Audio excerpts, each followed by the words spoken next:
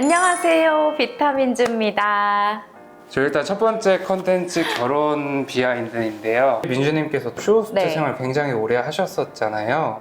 그래서 민주님의 쇼호스트에 대한 것뿐만 아니라 결혼 생활에 대해서도 되게 궁금하신 부분들도 많으실 것 같습니다. 그래서 오늘 결혼 비하인드에 대해서 한번 풀어보는 걸로 하고요. 결혼 생활은 그럼 지금 몇 년 정도 하신 걸까요? 지금 이제 결혼한 지 3년 딱 됐고요. 처음 만난 건 사실 대학교 선배였어요. 그래서 같은 과에 저희가 부동산학과를 나왔는데 제가 대학교 1학년 때 오빠는 군대를 막 전역해서 복학생 오빠여가지고 그때는 뭐 그냥 생긴 게 좀 반반하다 싶었거든요. 그냥 선후배로서 지내고 있다가 졸업하고 나서 제가 28살 때 4명? 우리 4명 이렇게 해서 소개팅 한번 해줄래? 하고 시작된 관계였죠. 남들은 미팅을 실패했고 저희만 살아남았습니다.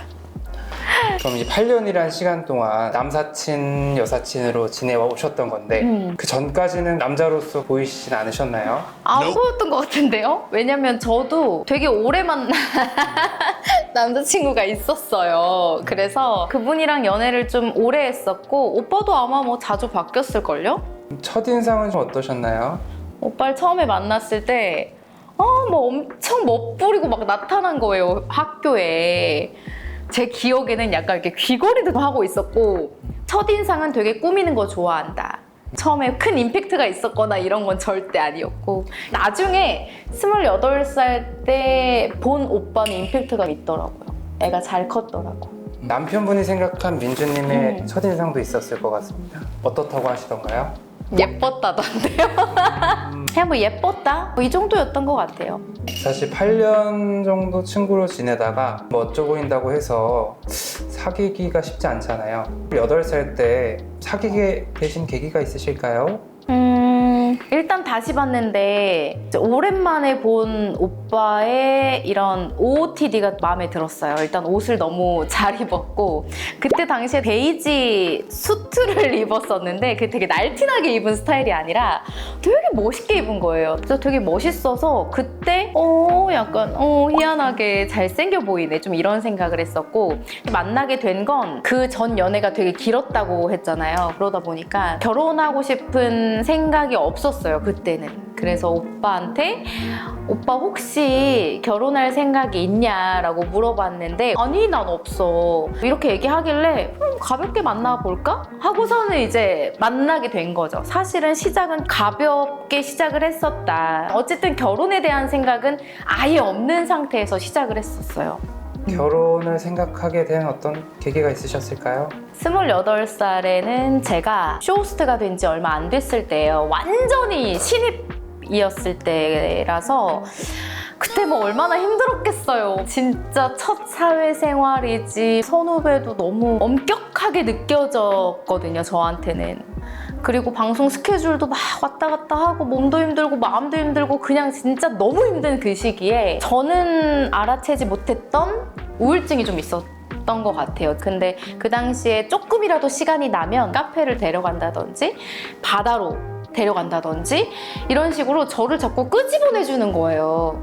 그래서 이 남자를 다시 한번 보게 됐고 또 얼마 안 있다가 저에게 금전적으로 위기가 왔었거든요.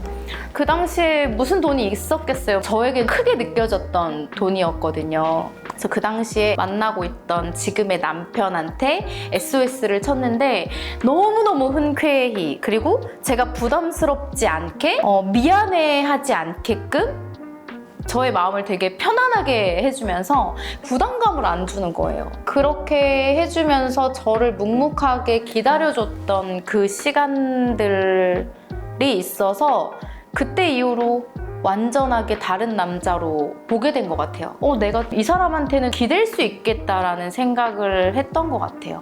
그럼 결혼을 남편분께서 먼저 하자고 하셨나요? 엄청 자연스럽게 둘 다 결혼에 대한 마음이 생겼는데 어쨌든 저는 오빠라고 믿고 싶어요.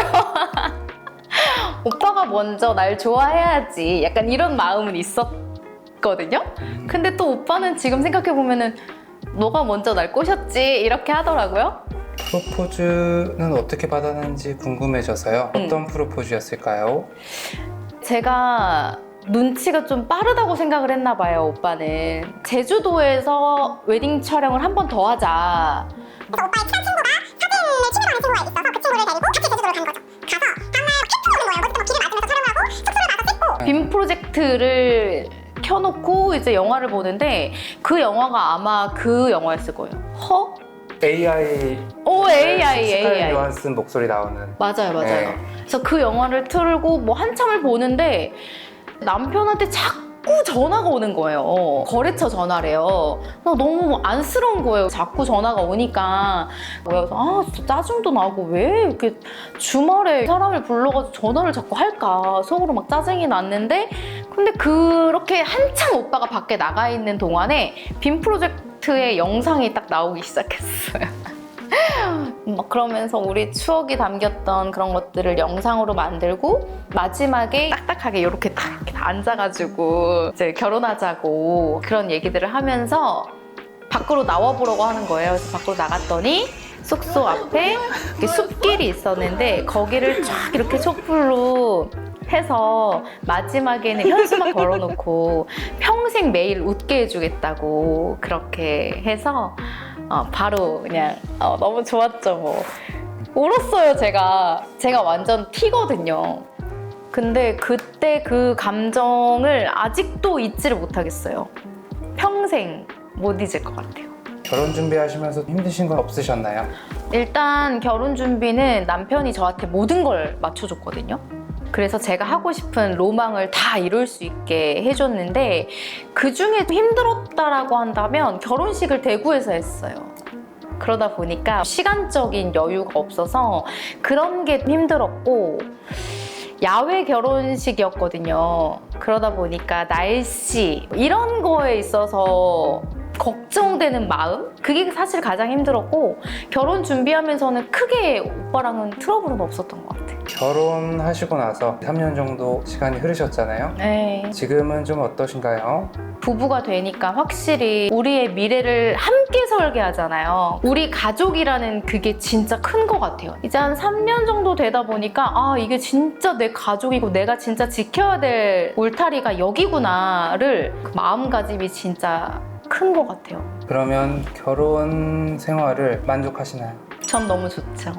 왜냐면 주말 부부는 3대가 덕을 쌓아야 된다고 하잖아요. 처음에는 너무 힘들 수 있는데 살다 보면 너무 좋다. 사실 아기가 없어서 그런 걸 수도 있는데 일할 땐 일하고 친구 만날 때 자유롭게 친구 만나서 정확하게 내 생활을 지켜가니까 그건 좋아요. 주말에 또 오빠가 와서 즐겁게 시간 보내고, 저희는 진짜 그게 너무 좋은 게 주말에 만나서 서로 얼만큼의 성과를 이뤘는지를 얘기를 해요. 그게 너무 좋아요. 그게 되게 의미 있는 시간 같아요. 피디님 주말 부부 하고 싶어요? 저는 주말 부부를 하고 싶진 않습니다. 그쵸? 봐봐, 다 안 하고 싶다니까요? 주말 부부를 처음에는 다 안 하고 싶다? 근데 결혼한 지 10년 차 넘으신 분들의 얘기를 들어보잖아요? 주말 부부가 너무 좋다는 거예요. 서로의 관계가 너무 좋아지고 연애하는 기분이 항상 드니까 어쨌든 부부도 적당한 거리감이 있는 게 저는 개인적으로 좋다고 생각하거든요. 물론 신혼 초반에는 너무 안 좋아요. 왜냐면 붙어 있고 싶고 맨날 밥도 같이 먹고 싶고 이게 신혼의 묘미인데 그걸 못하니까 아쉽기는 한데 나중에 살다 보면 피디님도 좋아하게 되지 않을까요? 그럼 결혼에 대해서 고민하시는 분들도 있잖아요. 그런 분들에게 한마디 해주신다면? 각자의 생각이 요즘에는 워낙 다양하게 있고, 예전에야 결혼을 하면 애를 가져야 되고 여자는 당연히 경력 단절이 되고, 요즘에는 그걸 누가 강요하지도 않을 뿐더러 각자가 가지고 있는 가치관이 딱 뚜렷하게 있는 것 같아요. 어떤 사람은 결혼을 했는데 나는 애는 갖기 싫어, 딩크족이신 분들도 분명 계실 거고, 나는 결혼 안 하고 평생 솔로로 살고 싶어 하시는 분들도 분명히 있을 거거든요. 근데 그런 거에 있어서 고민하게 되는 것 중에 하나가, 어쨌든 여자로서는 삶의 경력이 단절된다는 거, 그리고 아이를 낳으면서 내 삶이 솔직히 말하면 여자가 희생하는 부분들이 어쩔 수 없이 엄마가 되는 과정에 있다 보니 그런 부분이 현실적으로 고민이 되는 게 아닐까 싶거든요. 고민을 하게 되시는 분들이 있다면 저는 사람을 볼 것 같아요. 사람. 얼마나 나의 삶의 가치관에 부합하는지를 꼭 보시고, 저는 현실적으로 혼자 사는 것도 나쁘지 않다고 생각하는 사람이거든요. 그래서 현실적으로 다양한 조건들이 받쳐주면 물론 좋겠지만 그게 아니라고 한다면 사람을 보세요. 나와 같은 방향을 향해서 갈 수 있는 사람인지, 아무리 힘들어도 이 사람과 함께라면 뭔가를 이겨낼 수 있다는, 끝이 물음표로 끝나면 전 안 된다고 생각하거든요. 이 사람과 같이 살 수 있을까? 이 사람과 아이를 낳아서 내가 행복할까? 가 아니라 끝이 느낌표가 돼야 돼요. 같이 살면 행복하겠다. 어떤 힘든 일이 있더라도 이겨낼 수 있겠다. 라는 마침표와 느낌표가 되어야지만 결혼을 하셨을 때 최대한 실패하지 않는 방법이라고 생각을 합니다. 사실 제가 친구들한테 뭐 이런저런 제 얘기를 하는 스타일이 아니에요. 그러다 보니까 이런 결혼에 대한 비하인드라든지 결혼 생활에 대해서 얘기해 본 게 처음인 것 같거든요. 근데 막상 얘기하고 나니까 후련한 게 있어요. 그래서 이렇게 종종 다양한 정보뿐만이 아니라 저의 이야기를 들려드리고 싶거든요. 회사에서는 쇼호스트 김민주이지만 유튜브 내에서는 이렇게 깨방정도 막 떨고 푼수 같은 모습도 보여주고 진짜 리얼한 저의 모습을 담으려고 비타민주라고 채널명을 지었어요. 그러다 보니까 이런 말씀 부끄럽지만 좋아요와 구독, 알림 설정 꼭 해주시고 좋은 모습으로 앞으로 찾아뵙도록 하겠습니다. 앞으로 많은 시청 부탁드려요.